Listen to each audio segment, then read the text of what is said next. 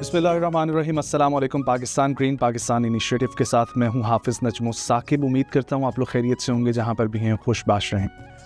ख़वातीनो हज़रात, आज की वीडियो में हम बात करेंगे, हम कुछ ऐसा जानने की और सीखने की कोशिश करेंगे जो कि बहुत इम्पॉर्टेंट है, और ये वीडियो 3 से 4 एजेंडास पे मुश्तमिल रहेगी। सबसे पहले हम बात करेंगे कि सर्दियों का मौसम है और चोलिस्तान का इलाका ख़ास तौर पर हमारा फोकस रहेगा, लेकिन इसके अलावा पूरे पाकिस्तान में इस वक्त किन फसलों के ऊपर काम हो रहा है, कौन सी फसलें काश्त हो रही हैं, उनके लिए किस बीज का इस्तेमाल किया जा रहा है, किस वक्त पर उनको पानी लगाना है। एटमॉस्फेयर सर्दियों का और गर्मियों का टोटली ऑपोजिट है, तो किन चीज़ों का हमें ख्याल रखना चाहिए सर्दियों की फसल लगाते हुए, और फिर किन चीज़ों का ख्याल हमें रखना चाहिए गर्मियों की फसल लगाते हुए। इसके साथ साथ हम ये डिस्कस करेंगे कि इस वक्त नेशनल सीड अथॉरिटी की रिसर्च एंड डेवलपमेंट टीम किन सीड्स पर काम कर रही है, कौन कौन सी नेशनल एंड मल्टीनेशनल कंपनीज़ के साथ हम लोग काम कर रहे हैं, और फिर आखिर में ये भी डिस्कस करेंगे हम लोग कि चोलिस्तान के अंदर इस वक्त तक की कामयाब हमारे पास फसलें कौन कौन सी हैं। इन्हीं तमाम तर चीज़ों पर बात करने के लिए आज मेरे साथ, जो मैंने कहा ना, हम लोग सीखेंगे, तो डेफिनेटली ये बहुत इंटरेक्टिव सेशन रहेगा। मेरे साथ मौजूद हैं चेयरमैन नेशनल सीड अथॉरिटी जनाब डॉक्टर आसिफ अली खान साहब। अस्सलाम वालेकुम डॉक्टर साहब, खैरियत से हैं आप? अल्लाह का बड़ा करम, शुक्र तुम। बहुत शुक्रिया एक दफ़ा फिर हमें वक्त देने के लिए। डॉक्टर साहब, हम देखते रहते हैं आप भी काफ़ी मसरूफ़ रहते हैं इस्लामाबाद में या फील्ड के अंदर, तो आपने वक्त निकाला और आज हम इसीलिए जा रहे हैं कि कुछ चीज़ें हैं, कुछ क्वेश्चंस हैं हमारी तरफ से, हमारी ऑडियंस की तरफ से भी, तो वो हम आपसे डिस्कस करें। पहले तो सर ये बताएं कि दिसंबर का मौसम चल रहा है और सर्दियों का आगाज़ अक्टूबर ऑनवर्ड हो जाता है हमारे पाकिस्तान में, और उसमें भी मेजर हम फोकस रखेंगे चोलिस्तान का इलाका। किन फसलों के ऊपर इस वक्त काम हो रहा है, कौन सी फेवरेबल फसलें हमारे पास निकलती हैं सर्दी के मौसम के लिए? जी, बिस्मिल्लाहिर्रहमानिर्रहीम। हिस्टोरिकली जब हम इंडो पाक सब कॉन्टिनेंट को देखते हैं तो हमारे sowing season, main 2 sowing season है, एक रबी, एक खरीफ।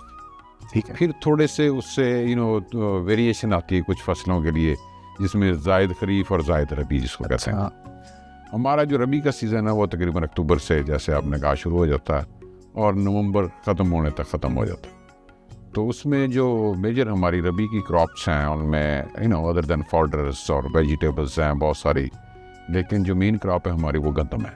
गंदम हो गया, बारले होगा, जवी होगी, फिर हमारी पल्सेस है जिसमें चिकपी है, लेंटल्स हैं।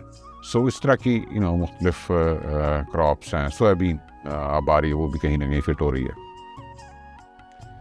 तो ये जो गंदम की फसल, इस दफ़ा हमें थोड़ा सा वरीड थे कि शायद गंदम की जो टारगेट हमने रखे हैं वो अचीव ना कर पाए, लेकिन पंजाब की जो हद तक जो मेरे पास एस्टीमेट्स हैं वो तकरीबन हमने अपने टारगेट्स अचीव कर दिए पंजाब गवर्नमेंट ने। उसकी रीज़न ये थी कि शिफ्ट है कि जो गंदम का एक सपोर्ट प्राइस मैकेनिज़्म था उसको डीरेगुलेट कर दिया गया, और उससे फार्मर्स में थोड़ा सा जो एक था कि ये हमारी एक इंश्योर्ड क्रॉप थी जिस पे हमें प्राइस मिल जाते थे, वो ना मिली, तो उसका एक इम्पैक्ट आएगा स्वयं पे। लेकिन अल्हम्दुलिल्लाह मेरा ख्याल अब चीज़ें थोड़ी सी बैलेंस में आएगी। जो लास्ट ईयर एरिया था उसकी निस्बत तो कम लगा है, लेकिन टारगेट अचीव हो गया, डेफिनेटली हो गया। उसका एक इम्पैक्ट ये आएगा कि जो बाकी क्रॉप्स हम प्लान कर रहे थे, अब इस जो हिस्टोरिक मैंने आपको बताया ना सीज़न, ग्रोइंग सीजन्स, अब जिसको हम कहते हैं क्लाइमेट चेंज, जी, क्लाइमेट चेंज की वजह से वेरिएशन आ गई है। अब आपने खुद देखा होगा कि ना अब दिसंबर का महीना, जितनी सर्दी दिसंबर में होती थी अभी नहीं आई। इसी तरह करके गर्मियाँ हमारी थोड़ी एक्सीलेंट कर जाती हैं, सर्दियाँ का सीज़न थोड़ा आगे चला गया। तो ये क्रॉप्स जो है ना वो टेम्परेचर और सीज़न के साथ बहुत एसोसिएटेड होती हैं। बिल्कुल। तो उससे थोड़ी सी एक चेंज आई है। उसमें जो हमारी मेन क्रॉप, जो कमर्शियल क्रॉप जिसको कहते हैं, वो कॉटन है। कॉटन में हमारे पास जो जनरली उसकी जो एक रोटेशन, जिसको कहते हैं क्रॉप रोटेशन, वीट कॉटन की रोटेशन होती थी कि जी गंदम के बाद कॉटन, और although it is not healthy, ज़मीन की हेल्थ के लिए हमें क्रॉप रोटेशन चेंज करनी चाहिए, मुख्तलिफ फसलें आनी चाहिए। लेकिन हमारा एक, चूँकि मेनली जो हमारा ग्रोवर है उसका लैंड साइज छोटा है और वो उसमें चलता है, लेकिन ये जो रोटेशन है ये चैलेंज हो रही है पिछले कई साल से, ख़ास तौर से with respect to cotton. Okay.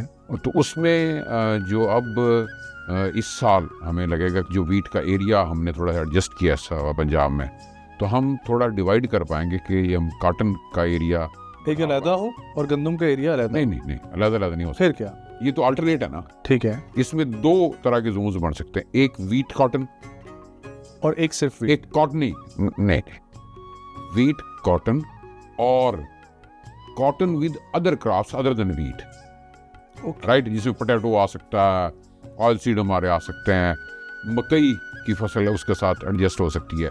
So basically what I am trying to tell you is कि कुछ जोन जिसको हम स्वीट वाटर जोन कहते हैं, जिसमें हमारा फैसलाबाद है और साहिवाल है, मुल्तान है, जिसमें कॉटन ग्रो होती थी, उसमें जनरली एक्सपीरियंस रहा है कि अगर कॉटन को एंड फरवरी या अर्ली मार्च में लगा दिया जाए और उसको सितंबर अक्टूबर तक लेके जाया जा सके और वहाँ पे वो टर्मिनेट हो जाए तो उसमें यील्ड ज़्यादा आती है। अच्छा।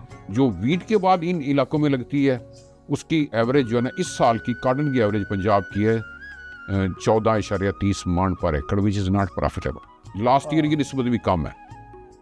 सो उसकी रीज़न ये होती है कि जब हम लगाते हैं कॉटन के बाद, वीट के बाद, एक तो बारिशों का मौसम है, गर्मी ज़्यादा है, हीट ज़्यादा हो जाती है, तो खरीफ की फसलें ठीक है सर डिस्टर्ब होती है। जो मुझे अभी तक चीज़ समझ आई है उसके मुताबिक जो हमने एडजस्टमेंट की है, गंदम का हमारा टारगेट फिर भी अचीव हो रहा है, लेकिन हमें कॉटन के ऊपर शुरू से फोकस करना चाहिए था। आपने बताया 3-4 सालों में चैलेंजेस आ रहे थे, इसीलिए हमने उसको डिफरेंट जोन्स में कर दिया है। ये एक हमने प्रॉपरली गवर्नमेंट की तरफ से एक प्लान बनाया और उसको हम अब इस तरीके से करने लगे हैं या कर रहे हैं। आम काश्तकारों को भी आपका यही मशवरा होगा कि गंदम की तरफ आप उसको एडजस्ट करें और कॉटन पे करें ताकि वो प्रॉफिटेबल बने। ये तरीकाकार है ना, जो प्रोविंशियल गवर्नमेंट्स है ना, उनका एक एक्सटेंशन डिपार्टमेंट होता है, ठीक है, जिसकी ये जॉब है कि लोगों को अवेयरनेस क्रिएट करें। Fine, one is awareness, the other is profitability itself. Farmer जो है वो अपनी प्रॉफिटेबिलिटी ज़ाहिर उनको वो देखते हैं, और वो देखते हैं जो पिछले क्रॉप एक्सपीरियंसेस है उससे लर्न करते हैं। उसमें जो हमारा एक जो है ना, जो नॉन स्वीट वाटर जोन है, या जिसको तरबेला कमांड हम कहते हैं, वो है हमारा भावल नगर से शुरू होता है, और ये जो भावलपुर, रहीम यार खां, ये सारी बेल्ट है ना, यहाँ वीट कॉटन वाला ठीक है, यहाँ सीजनल आ जाए और वहाँ थोड़ी सी अर्ली लगाएंगे। तो इस साल थोड़ी मैं बता ही रहा था कि अर्ली कॉटन का ट्रेंड बढ़ेगा, और वो उसके लिए एरिया भी स्पेयर है, जिसपे पिछले साल एडिशनल वीट लगी थी, तो वो एरिया स्पेयर है। ठीक है। सर, बीज के इस्तेमाल के हवाले से और नेशनल सीड अथॉरिटी से ही मैं पूछना चाहूँगा कि बीज के इस्तेमाल पे इस वक्त कुछ तब्दीली आ रही है हमारी इस साल? बीज हिस्टोरिकली हमारा वीट के अंदर ना हमारा तकरीबन 35 से 40% तक होता है जिसको सर्टिफाइड सीड लगाया जाता है, और इस साल वैरायटियाँ हमारी अच्छी हैं, कई वैराइटीज़ नई आई हैं, जिसमें दिल नशीन है, वो दिलकश है, फिर अकबर है, फिर बकर स्टार है। तो इस तरह की वैराइटीज़ हैं जिसको लोगों ने लिया है, और गवर्नमेंट ने, पंजाब गवर्नमेंट ने ख़ास तौर पे मैं जिक्र करूँगा, काफ़ी मस्बत स्टेप लिया है कि उन्होंने उसका रेट सीड का डाउन किया था। बहुत खूब। जो तकरीबन कॉस्ट ऑफ प्रोडक्शन पे आप ले दें कि जी। अच्छा, ये हमने अभी जो सीज़न गुजरा है गंदम का, उसमें इसको किया था हमने टेस्ट, या अभी हम करने जा रहे हैं? नहीं, रेट कम किया था, जो जिस पे 100 होगी, गंदम 100 ही होगी ना, कंप्लीट होगी तकरीबन। ठीक है सर, रेट कम नहीं, वो जो हम कह रहे हैं कि जो रिसर्च एंड डेवलपमेंट से जो वो तो ऑलरेडी अप्रूव्ड है।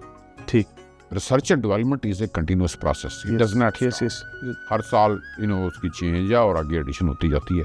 तो उसके नए इनिशिएटिव्स हैं वीट पे भी, बाकी जगह पे भी, और वो डेवलपमेंट का पब्लिक सेक्टर में भी। अब चेंज ओवर ये है कि प्राइवेट सेक्टर भी इंक्रीज कर रहा है। कॉटन में पहले थे, अब वीट में भी प्राइवेट सेक्टर अपनी R&D शुरू कर रहा है, या पब्लिक प्राइवेट पार्टनरशिप से आ रहा है, और यही अथॉरिटी का टारगेट है कि हम प्राइवेट सेक्टर जो है हमारा, वो भी अपनी R&D में आए और ब्रांड बनाए, और ब्रांड बना के वो प्रोडक्टिविटी एनहांसमेंट हो, और जो सीड का सिस्टम ठीक हो। Well, thank you so much doctor Asif Ali Khan साहब, आपके वक्त के लिए बहुत अच्छा लगा। वंस अगेन ख़वातीन व हज़रात, मुलाकात होगी एक और वीडियो में। अपना बहुत सारा ख्याल रखें, मुझे दीजिए इजाज़त। अल्लाह हाफ़िज़।